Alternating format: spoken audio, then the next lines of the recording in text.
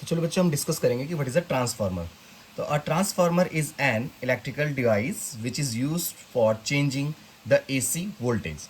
आपको याद रखना है कि जो ट्रांसफार्मर होता है मेरे बच्चों, वो एसी वोल्टेज को चेंज करता है। आप सब समझते हैं एसी वोल्टेज मतलब ऑल्टरनेटिंग वोल्टेज, लाइक जैसे वोल्टेज आपकी ऐसे है, आप वोल्टेज को इन्हेंस करवा सकते हैं, ठीक है। ऐसे हो सकता है इनपुट आप ये दे रहे हैं तो आउटपुट ये। अगर हम वोल्टेज को इंक्रीज करते हैं तो हमें यूज करना पड़ता है बेटा स्टेप अप ट्रांसफार्मर। अब मैं डीप में आपको दोनों चीज़ बताऊंगा।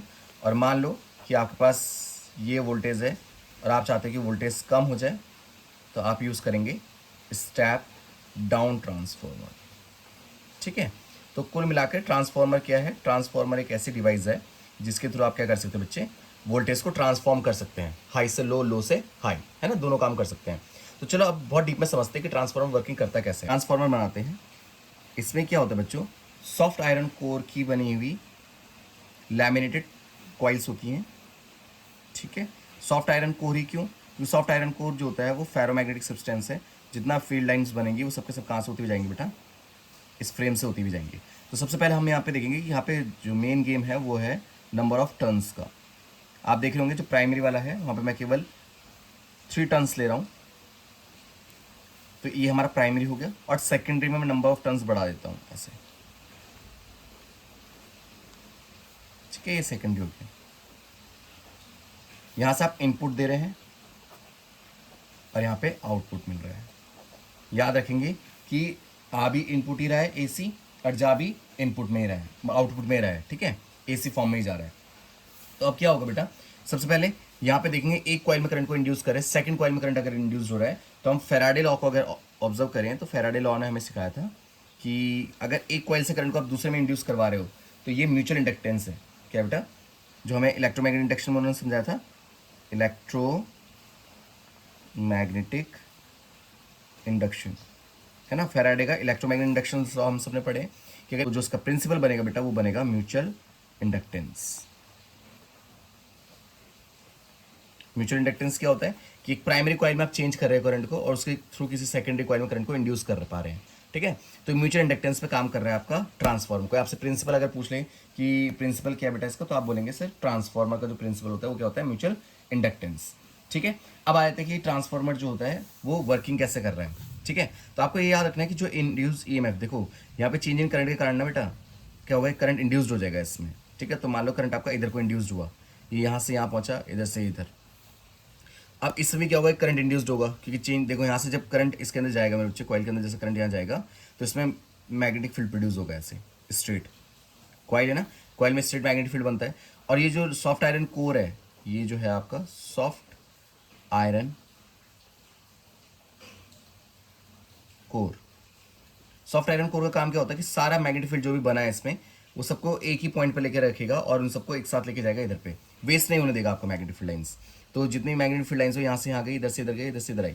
और जब मैग्नेटिक फील्ड लाइंस इस सेकेंडरी कॉइल पे पहुंचेगी तो आप सबको पता है कि मैग्नेटिक फील्ड्स के, जब मैग्नेटिक फील्ड किसी एरिया पे जाती है तो वहाँ पे क्या प्रोड्यूस होने लग जाता है बेटा, एक फ्लक्स। तो अब फ्लक्स को चेंज कैसे किया जाए, फ्लक्स को चेंज करने के लिए आपको पता है ऑल्टरनेट करंट है, कभी करंट इधर से जाएगा, कभी करंट इधर से जाएगा।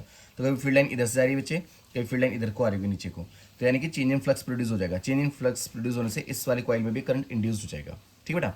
अब जो करंट इसमें इंड्यूस्ड हुआ उसके लिए आइडेंटिटी ऐसे बनेगी, जो पावर इनपुट की है उतनी पावर हम आउट।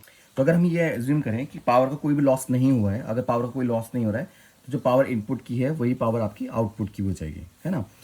हमने पावर का फॉर्मूला ओम्स लॉ से पढ़ा है, V इंटू आई। तो आई की जगह में आई लिखा बेटा, और वोल्टेज को हम यहाँ पे क्या कहते हैं, इंड्यूस ईएमएफ, तो हमने ई लिख दिया इसको, ठीक है। अब ये प्राइमरी का है, ऐसे हमारे किसके लिए हो जाएगा बेटा, सेकेंडरी के लिए हो जाएगा, ठीक है। तो कुछ रेशियो अगर हम देखें तो इंड्यूस ईएमएफ और primary coil and secondary coil का जो रेशियो होता है वो कुछ इस टाइप का बनता है, क्योंकि नो लॉस ऑफ पावर हम मान के चल रहे हैं यहाँ पे कि पावर को कोई भी लॉस नहीं हुआ है, ठीक है। तो उस केस में ट्रांसफार्मर का फॉर्मूला ये है।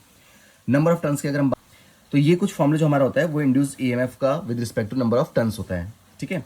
तो हमारे जो प्राइमरी कॉइल है उस पर कितना इंड्यूस्ड हुआ है, इंड्यूस ईएमएफ, और सेकेंडरी में कितना हुआ इंड्यूस ईएमएफ, उसका प्रोडक्ट हम नंबर ऑफ टर्न्स के साथ निकालते हैं।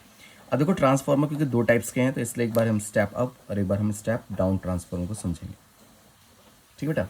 स्टेप अप ट्रांसफार्मर में क्या होता है कि मान लो जैसे सेकेंडरी में ज़्यादा होगी, प्राइमरी में कम होगी, ठीक है, बीच में सॉफ्ट आयरन कोर है मान लो फ्रेम, ठीक है। तो पहला रूल कि number of turns in secondary coil is greater than number of turns in primary coil.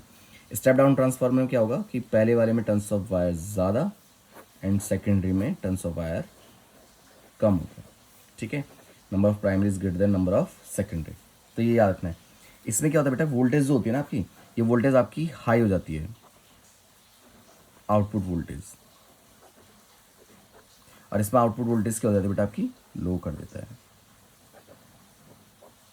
Transformer की एफिशिएंसी क्या होती है? एफिशिएंसी का मतलब होता है कि ट्रांसफर कितना अच्छा वर्किंग कर पा रहा है। तो फॉर्मूला होता है उसका, output power upon input power, तो इंटू आप 1 भी लिख सकते हैं, इंटू 100 भी लिख सकते हैं, तो परसेंटेज में आ जाएगा।